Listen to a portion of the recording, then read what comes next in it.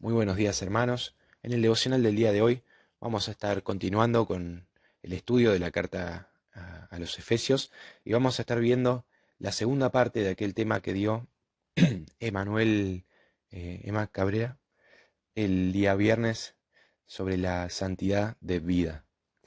El día de hoy vamos a estar leyendo desde el versículo 20, capítulo 4, versículo 25 en adelante. Dice Efesios 4:25. Por lo cual, desechando la mentira, hablad verdad cada uno con su prójimo, porque somos miembros los unos de los otros. Airaos, pero no pequéis. No se ponga el sol sobre vuestro enojo, ni deis lugar al diablo. El que hurtaba no hurte más, sino trabaje, haciendo con sus manos lo que es bueno, para que tenga que compartir con el que padece necesidad. Ninguna palabra corrompida salga de vuestra boca, sino la que sea buena para la necesaria edificación, a fin de dar gracia a los oyentes. Y no contristéis al Espíritu Santo de Dios, con el cual fuisteis sellados para el día de la redención. Quítense de vosotros toda amargura, enojo, ira, gritería y maledicencia, y toda malicia. Antes, sed benignos unos con otros, misericordiosos, perdonándoos unos a otros, como Dios también os perdonó a vosotros en Cristo. Es realmente asombroso ver con qué facilidad Pablo puede bajar de alguna manera de esta charla teológica que venía dando en los versículos anteriores que leímos con Emma, acerca de dos humanidades, acerca de el Cristo que aprendimos, la nueva creación, eh, bajar de toda esa charla a algo tan pequeño y o algo que parece tan pequeño y algo que es tan cotidiano del comportamiento cristiano. Decir la verdad, controlar nuestro enojo, ser honestos, amables en las conversaciones, practicar el perdón, el amor, el autocontrol, todas cosas muy prácticas que nos tocan ver en el día de hoy. Pero antes de pasar a estos ejemplos que da Pablo en estos versículos que leímos, primero vamos a ver tres rasgos comunes que tienen cada uno de estos ejemplos.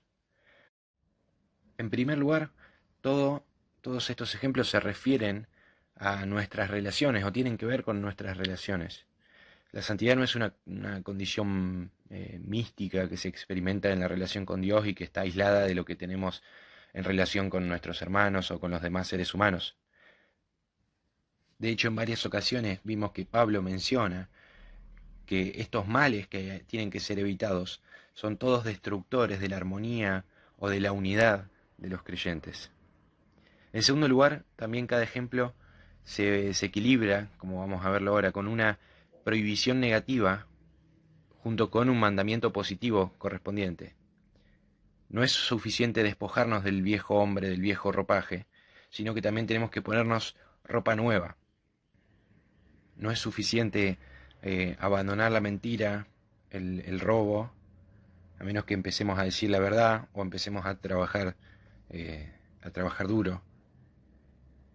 Y en tercer lugar, en cada caso se nos dice o está implícita una razón del porqué de ese mandamiento. Porque en la enseñanza de Jesús y la enseñanza de sus apóstoles, tanto la doctrina, la ética o la creencia con la conducta siempre están relacionados, siempre van de la mano. En primer lugar, en el versículo 25 empieza hablando ya de desechar la mentira, hablando la verdad, cada uno con su prójimo. Y este es el primer punto práctico que vamos a ver hoy. Los seguidores de Jesús, en quienes está la verdad, deberían ser personas conocidas en donde se mueven, como gente honesta, como gente confiable, gente que su palabra no merece ponerse en duda. Y menos aún en el ámbito de la iglesia, entre los hermanos de la iglesia. Y la razón que da es que no solamente la otra persona es nuestro prójimo, como lo dice, sino que en la iglesia nuestra relación es aún más estrecha, porque todos somos miembros de un mismo cuerpo, dice. Pablo nos remonta a esta doctrina de la iglesia como un cuerpo de Cristo y expone lo destructivo que puede ser la mentira en el cuerpo de Cristo, porque nuestra comunión se construye sobre la confianza y la confianza sobre la verdad. Entonces la mentira va socavando también esta comunión, esta unión que tenemos, mientras que la verdad, por el contrario, fortalece esta comunión. En segundo lugar llegamos al versículo 26 y 27 que dice: airaos, pero no pequéis, no se ponga el sol sobre vuestro enojo, ni deis lugar al diablo. Y acá nos adentramos en un tema aparentemente complicado, porque vemos en el versículo 31 que la ira es una más en la lista de cosas desagradables de las que tenemos que despojarnos. Es evidente que la ira es mala en un principio, pero en distintas partes de la Biblia volvemos a leer sobre la ira de Dios que va a venir sobre los desobedientes, y sabemos que la ira de Dios es justa. También lo fue justo lo que fue el enojo de Jesús. Entonces, necesariamente tenemos que llegar a una conclusión de que tiene que haber una ira buena, una ira verdadera, que el pueblo de Dios podría aprender de Dios y de su Señor Jesús. Y yo creo que en principio esto debería ser una actitud frente al pecado. Al enfrentarnos con el mal no simplemente deberíamos ser tolerantes o mostrarnos como si fuésemos apáticos. Si Dios odia el pecado, su pueblo también debería odiarlo. Si el mal provoca su ira, también debería provocar la nuestra. Pero repito, esto no quiere decir que tengamos que salir o ser tan hipócritas de salir a buscar con palos y lanzas a los pecadores por el pecado que cometieron, pero sí una actitud que tenemos que tener nosotros hacia el pecado o hacia lo que pensamos del pecado, sino que otra reacción se esperaría que provoque la maldad del pecado en aquellos que aman a Dios. Fíjense que en este caso Pablo da este permisivo de si se enojan, pero lo pone con tres negaciones.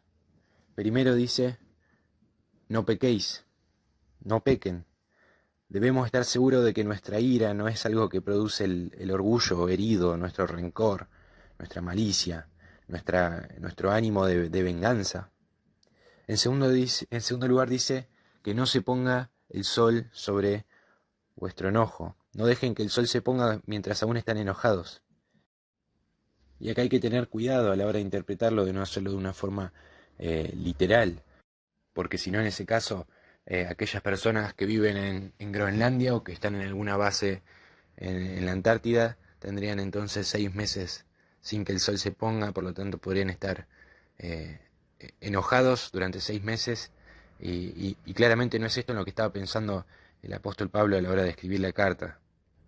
Lo que hacía referencia el apóstol es advertirnos en que no tenemos que dejar que la ira haga nido en nuestra cabeza, que es peligroso dejar que las brasas se mantengan encendidas durante mucho tiempo, y de que constantemente tenemos que ir fiscalizando nuestro enojo, y si encontramos en algún momento algún elemento pecaminoso, algún elemento egoísta en nuestro enojo, entonces es tiempo de poner fin a nuestro enojo y pedir disculpas o reconciliarnos con la persona afectada.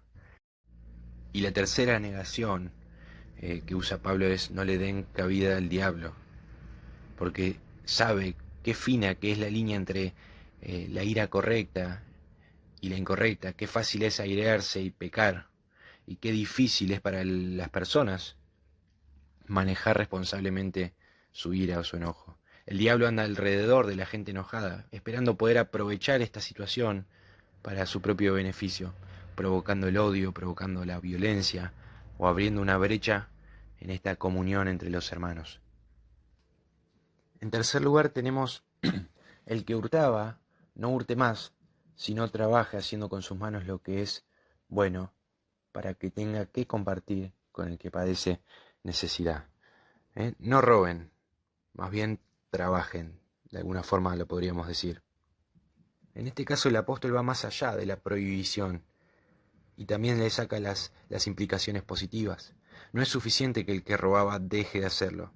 Es necesario que ahora trabaje honradamente con sus manos y gane de esa forma con el trabajo su sustento.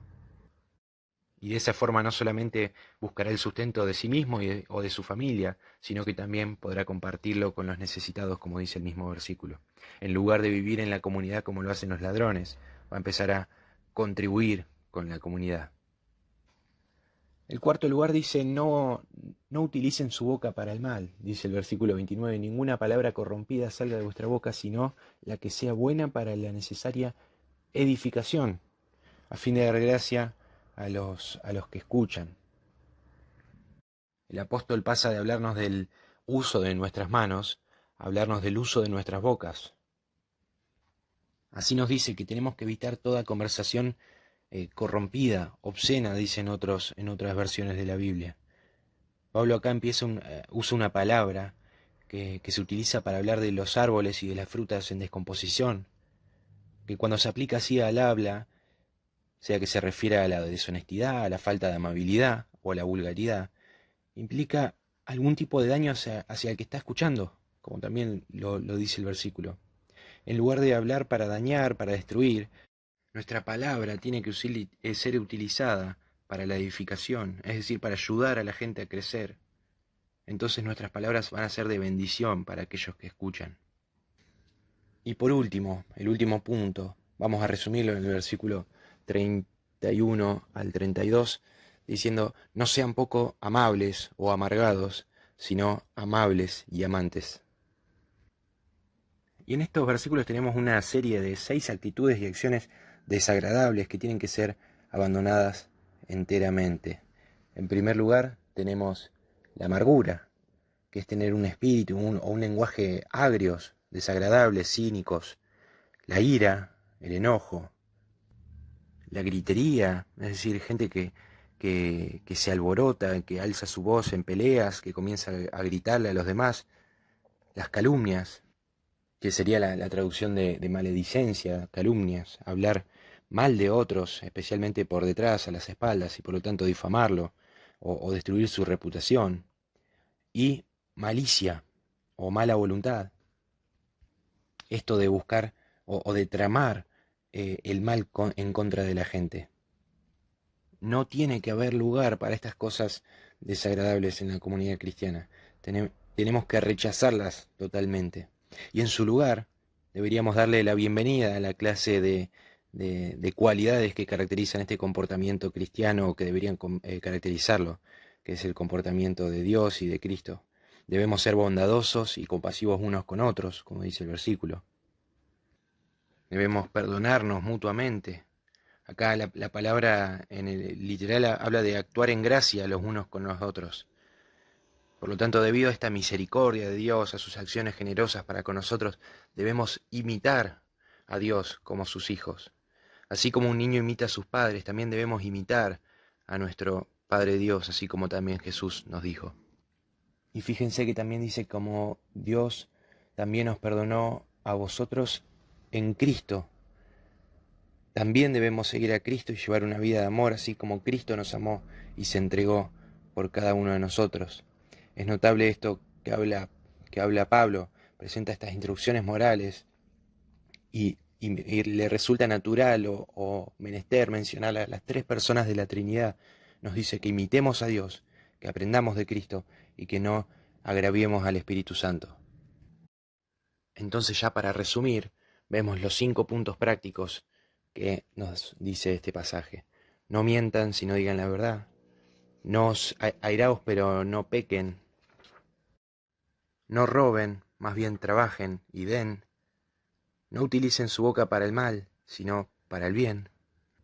Y por último, no sean poco amables o amargados, sino amables y amantes. Espero que este pasaje tan práctico que escribe Pablo a los Efesios, sea de mucha utilidad también para cada uno de nosotros en nuestro día a día, en nuestra vida práctica. Muchas gracias por su tiempo y que el Señor les bendiga.